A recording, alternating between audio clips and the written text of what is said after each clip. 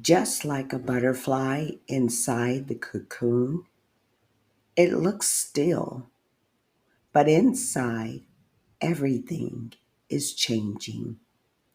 Hello, and welcome to Butterfly, the Becoming. There comes a time when even the strongest soul must stop running.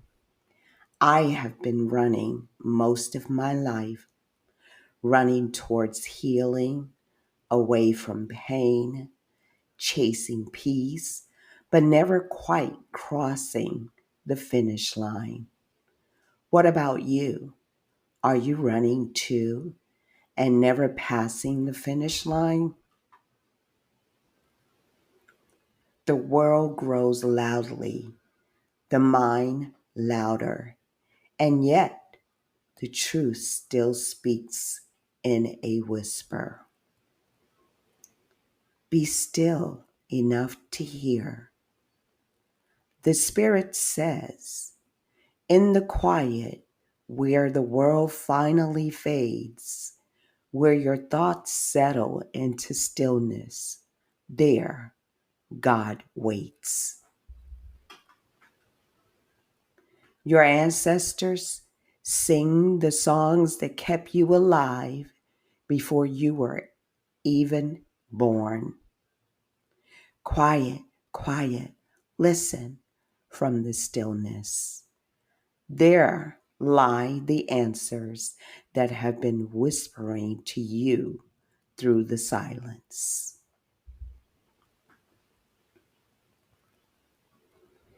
In the quiet, it is full of answers waiting for your stillness.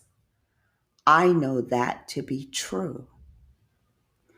When I was diagnosed with cancer, the whisper said, do not do chemo. One night, I went to a group meeting at the hospital. The counselor questioned who would be doing chemotherapy. I said softly, I will not be doing chemo. A woman beside me looked at me and said, why not? If it's going to give you more time to live and be with your son, why wouldn't you do it?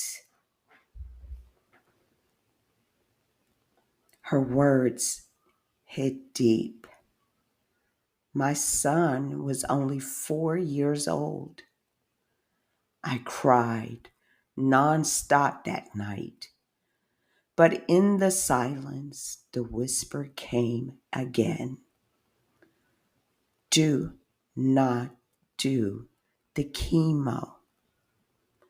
Your body is too fragile. You will not survive it. I was terrified. As a single mother, I thought, what if I don't live long enough to raise my son? I must do everything I can to stay alive. The next day, I made an appointment with the oncologist. We set a date and time to begin chemotherapy. I arranged everything, childcare, meals, everything I could so my son would be okay. On my first day at the hospital, I sat alone in the infusion room. I had no family in the state where I lived, and my friend Holly had called the night before in tears. She could not come. She had already had an appointment with her husband that day. There was one other person in the room. The nurse explained what could happen during the procedure. I sat back in the recliner, trying to breathe through my fear. She found a vein, inserted the needle, and walked away. And then, in an instant, my heart began to pound. It was so hard, it felt like it was just going to pop out of my chest. I couldn't speak. I could barely breathe. Across the room, a couple saw me struggling.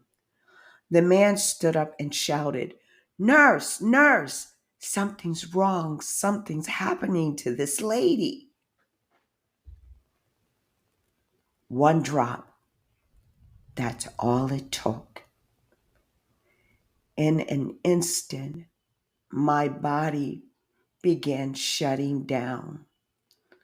The nurse started screaming. Doctors and nurses came running from every direction. "Pull that IV needle from her vein. Now, now," she yelled. "Get the Benadryl. We need to bring her heart rate down." And in that chaos, I heard it. The whisper.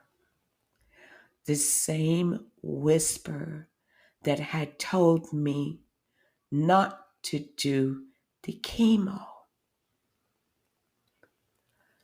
Later, the oncologist told me there was nothing more she could offer.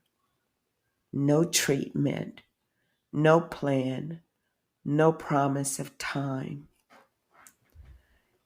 Days went by, and all I could say was, "God, it's between you and me now." Have you ever heard a whisper deep inside? One that did not make sense at the time, but later you realized it was God protecting you. What do you do when your spirit says stop, but fear says go? Are you still running from the pain, from the silence, from yourself? If you stopped running today, if you sat still long enough to hear that whisper again, what might God reveal to you in the stillness?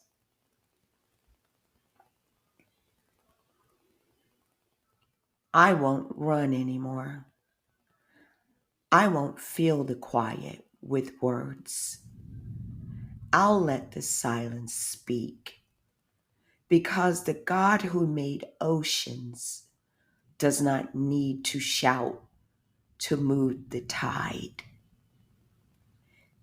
And the ancestors who carried me this far know how to guide without a sound. I will be still enough to hear. Quiet, quiet.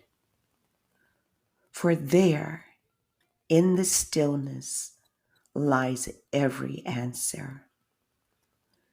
You are becoming.